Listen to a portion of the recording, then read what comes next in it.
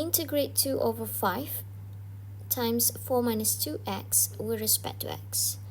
So I'm going to skip the step when I raise up the power as -1 for this 4 minus 2x. So 2, then we're going to get 4 minus 2x to the power of -1 as ln 4 minus 2x divide with, this is the constant 5, we do nothing to the constant, and 4 minus 2x, the a is -2,